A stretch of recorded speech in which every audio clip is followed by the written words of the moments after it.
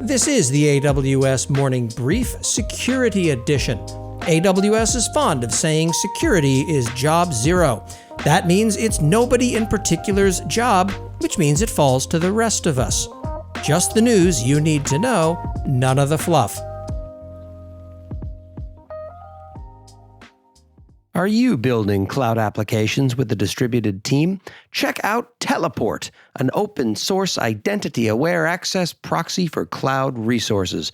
Teleport provides secure access to anything running somewhere behind NAT, SSH servers, Kubernetes clusters, internal web apps, and databases. Teleport gives engineers superpowers. Get access to everything via single sign-on with multi-factor. List and see all of your SSH servers, Kubernetes clusters, or databases available to you in one place, and get instant access to them using the tools you already have. Teleport ensures best security practices like role-based access, preventing data exfiltration, providing visibility, and ensuring compliance.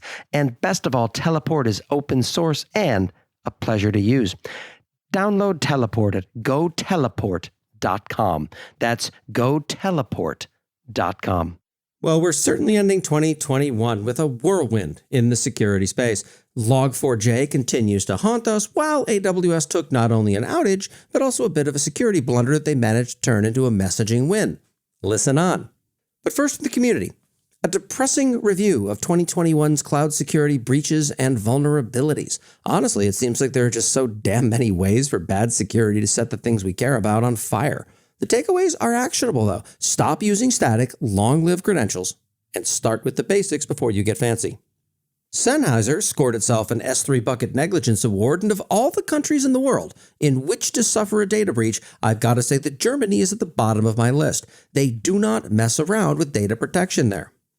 And holy hell, AWS inadvertently granted the role its support teams use to access customer accounts access to S3 objects. It lasted for 10 hours, and while there are mitigations out there, this is far from the first time that AWS has biffed it with regard to an unreviewed change, making it into a managed IAM policy. This needs to be addressed. If you've got specific questions about how those things are handled, reach out to your account team, but it's a terrible look. But there's more to come in a second here. This episode is sponsored in part by my friends at Cloud Academy.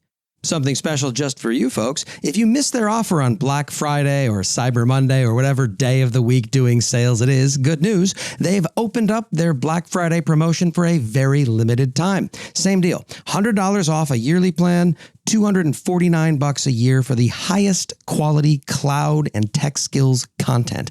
Nobody else is going to get this, and you have to act now because they have assured me this is not going to last for much longer. Go to cloudacademy.com, hit the Start Free Trial button on the homepage, and use the promo code CLOUD when checking out. That's CLOUD. Like loud, what I am, with a C in front of it. They've got a free trial too, so you'll get 7 days to try it out to make sure it really is a good fit. You've got nothing to lose except your ignorance about cloud. My thanks to Cloud Academy once again for sponsoring my ridiculous nonsense. A bit off the beaten path, this week's S3 Bucket Negligence Award goes to the government of Ghana. This one's pretty bad. I mean, you can't exactly opt out of doing business with your government, you know? Now, AWS had two things I want to talk about. The first is that they offer a way to simplify setup of Amazon Detective with AWS organizations, and I'm actually enthusiastic about this one because there's a significant lack of security tooling available to folks at the lower end of the market. A bunch of companies seem to start off targeting this segment, but soon realize there's a better future in selling things to bigger companies for $200,000 a month instead of $20. Now, AWS Support Service Role Policy Informational Update. Now, as you heard a minute ago, I was initially extremely unhappy about this mistake. That said, I am such a fan of this notification that I can't even articulate it without sounding like I'm fanboying, because mistakes happen, and talking about those mistakes and why Defense in Depth mitigates the harm of those mistakes goes a long way. This affirms my trust in AWS rather than harming it. Meanwhile, Azure has absolutely nothing to say about why their tenant separation is aspirational at best. And lastly, a bit of tooling story here to end up the year. I've been kicking the tires on AWS SSO CLI over on GitHub, which is a tool for using AWS SSO for both the CLI and the web console. I don't know why the native SSO tooling is quite as trash as it is, but it's a problem. There's a lot of value to using SSO, but AWS hides it as if the entire thing were under NDA. Thank you for listening. It's been a heck of a year as we've launched the security portion of this weekly nonsense. I'll talk to you more in 2022. Stay safe. Thank you for listening to the AWS Morning Brief Security Edition. For the latest in AWS security that actually matters, please follow AWS Morning Brief on Apple Podcasts, Spotify, Overcast, or wherever the hell it is you find the dulcet tones of my voice, and be sure to sign up for the Last Week in AWS newsletter at lastweekinaws.com.